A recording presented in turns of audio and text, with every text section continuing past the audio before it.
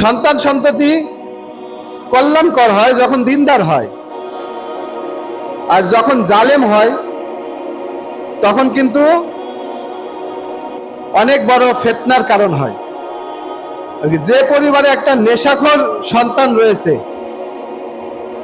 কি বলেন, ওই পরিবারের জন্য বা ওই সমাজের জন্য, ওই এলাকাবাসীর জন্য এর চেয়ে বড় ফিতনা আর কিছু হতে পারে?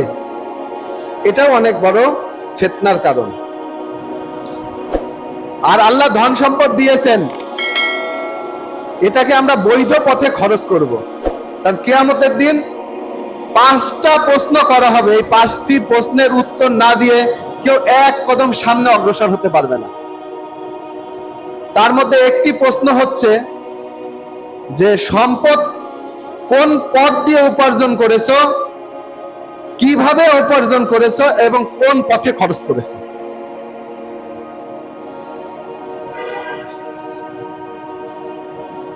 তাহলে এই সম্পদ যেন আপনাকে অহংকারী না বানায়, এই সম্পদের কারণে আপনি যেন আল্লাহ থেকে গাফেল না হয়ে যান। যে সম্পদ দেওয়ার পরে আল্লাহ আপনাকে সম্পদ দিয়েছেন, সম্পদ পাওয়ার পরে আপনি আল্লাহকেই ভুলে গিয়েছেন।